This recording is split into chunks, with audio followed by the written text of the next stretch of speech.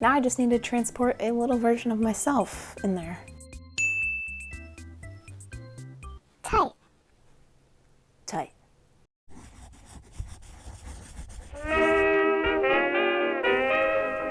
Hello! So today, we are doing something a little bit different. Lately on Ye Olde Internet, I've been seeing a lot of people doing bookshelf inserts or book nooks, which I didn't know that's what they were called, and that's fun to say. Book nook. Book nook.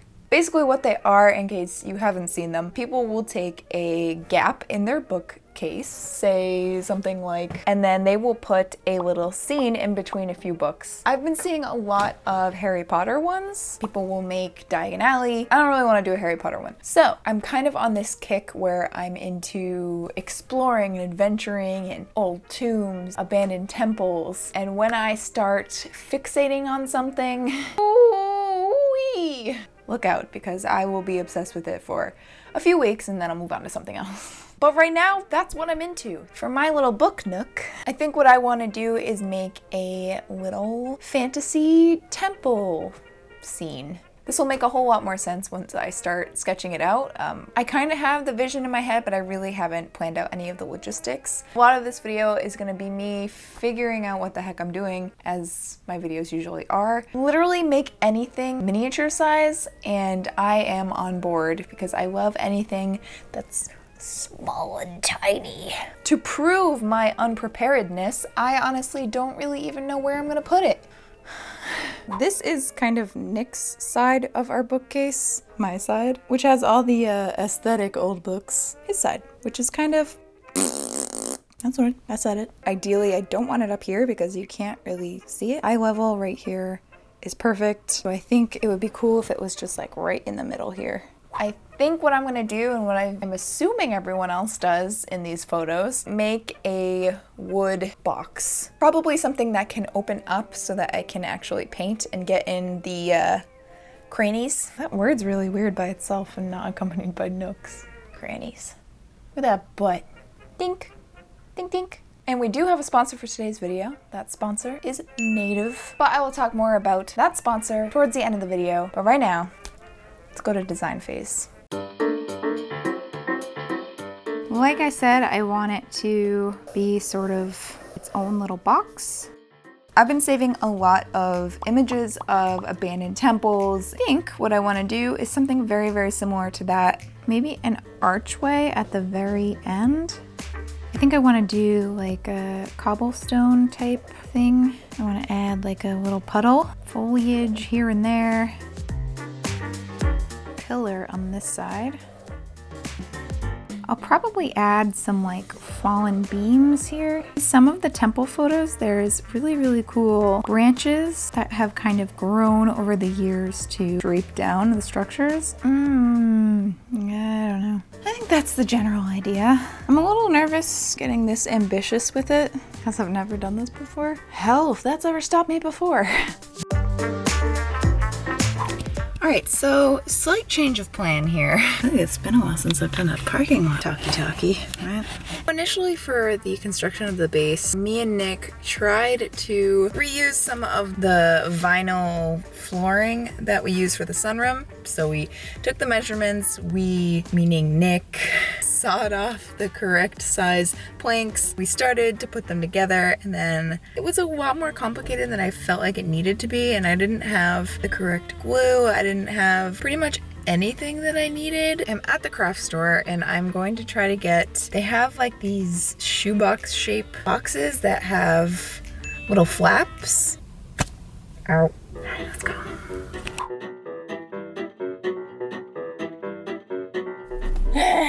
Air. They had a ton of those boxes, all with very inspirational mom quotes on them. Dream, thankful, grateful. Yes. Hydrangea.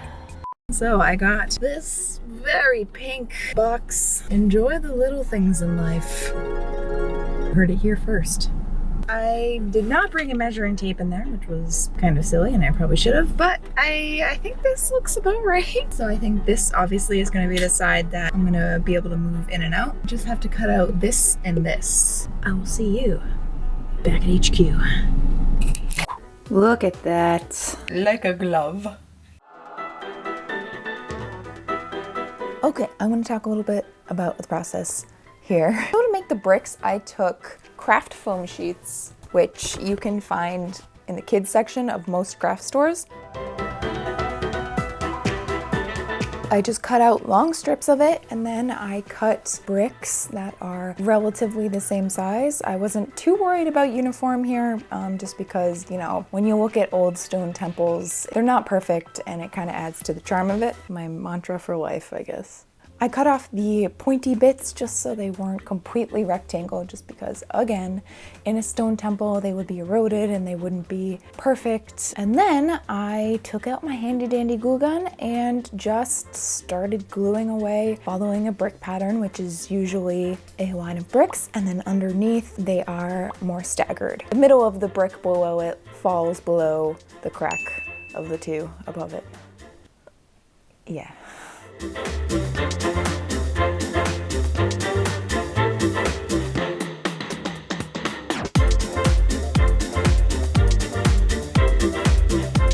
Alright, so some progress basically for the last couple hours.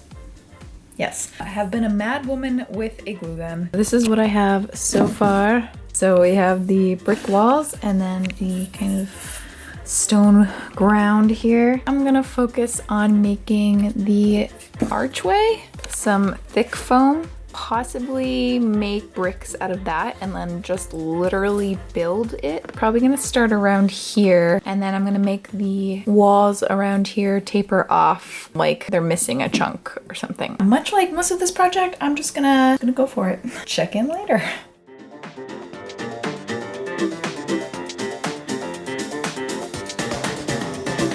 For the bricks of the actual archway, just kind of snip them with my scissors and pull it at them with my nails just to give some texture and make sure they weren't flat, because I knew that when I painted it, the more textured you can make it, more realistic, and the more it will catch highlights when you're trying to dry brush it, and we'll get to that.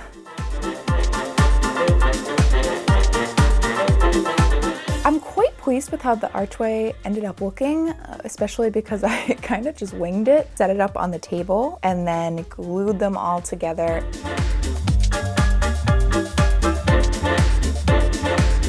And then from there, built the bricks around them. I also added a few details like the column, which was just a craft foam sheet, glued to the piece like this, so it's, you know, it's not a true column.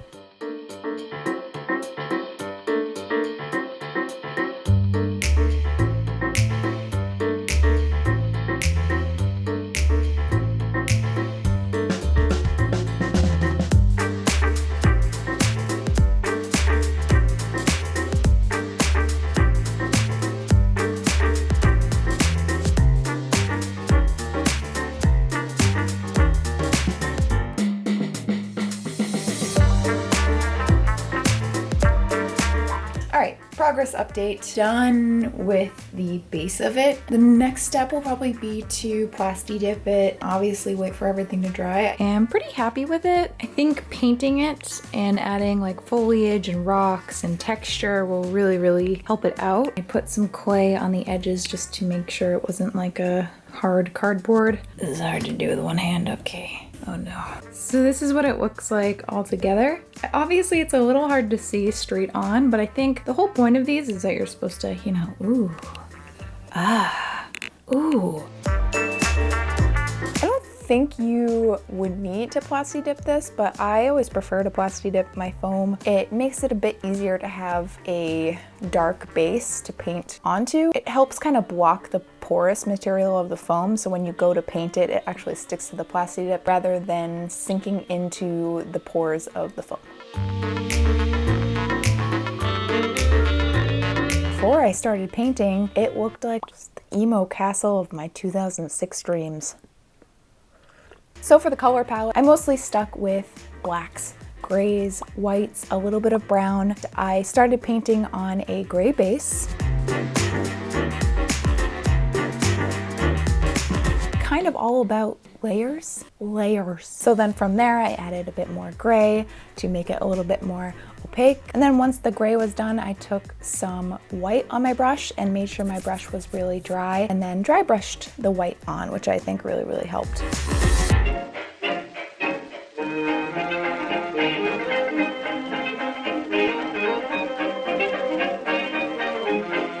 And then I basically did the same thing for the ground, but a little bit more brown because obviously dirt.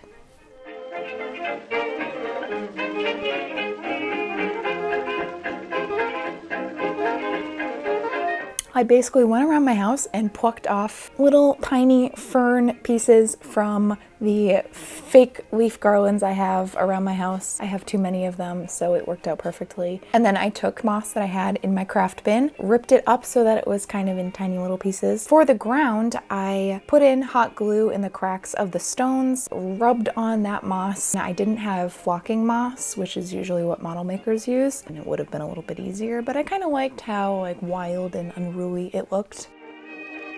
Did basically the same thing for the bricks on the wall where I wanted moss coming out.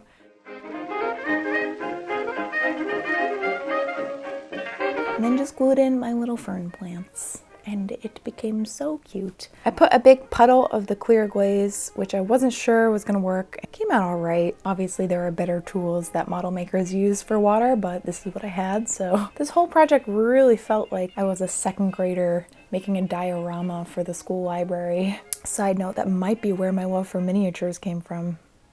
Self-discovery. She is complete. I am so excited to show you guys in the reveal. But before I do that, sponsor time. So like I said, this video is sponsored by Native. If you have not seen me talk about them before, I've worked with them quite a few times. What they make is natural deodorants. They also make other body washes and such, but I'm talking about the deodorant. When I made the switch to natural deodorants, I kind of struggled a little bit before I tried Native. I tried pretty much every natural deodorant out there. I wasn't finding what I needed. I had to reapply quite a few times. I had to keep one in my purse at all times and just, you know, when no one was looking, just like... And I don't have to do that with Native, which is good stuff because I am a sweaty person. And they have a lot of fun scents. I was gonna say flavors, but that just... They have sent me quite a few different scents. I usually stick with the coconut and vanilla, but you know, it's nice to have options. You can match your pit smells to your mood. Feeling a little bit saucy? Go for a dozen roses. It's made with good stuff. They are vegan, cruelty-free, aluminum-free, no parabens and sulfates. For a pack of their 3 deodorants, it's normally $36, but if you use my link and my code, you will get them for $24, which is 33% off, which is a very specific number. That is Native. Thank you so much for sponsoring this video. And now we can get to the reveal.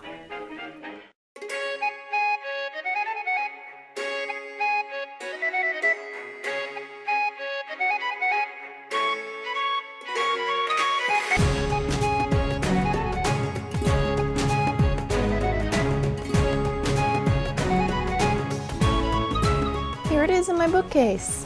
Now I just need to transport a little version of myself in there. Tight. Tight. Ta-da! I had so much fun with this project. I love making items of clothing and all that good stuff with costuming, but a part of my heart will always lie in making just fun little knickknacks and fun little miniatures because they're so cute. And I always quite enjoy making things that I can look at and just be like, huh. I'm sure there are things that I could have done differently and improved on and so on and so forth. I am really happy with how it came out. Pretty much aligns with my vision of what I wanted it to be, which is good because for a while there it was looking a little too ooky spooky. I think the foliage kind of helped with that, make it not so spoopy. Not yet. I think I spent a total of like maybe $10 to $15 to make this. A lot of the stuff I had lying around. If you do end up making your own, please let me see whether you use my information or not. I love miniatures and I love seeing what people make. It's a good quarantine activity. Quarantactivity. No? Quarantivity.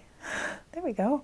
Wow, so smart. That is it. Thank you so much, Native, for sponsoring this video. I love you guys whether you're new or old to this channel. If you're new here and you feel like sticking around, feel free to subscribe. I upload every week. No, every Friday. I'm good at my own outro. And I will see you in my next video. Bye. So lately, whoa, what was that? Don't look at me. That introvert life be like. I'm not talking to my camera. What are you talking about? Yeah. Painting. I'm a toddler walking down my street going, ah, ah. Hello? Where are your parents? You weren't in this video like at all. Come here. I should see his side eye that he's giving me. Frodo, come here. Frodo.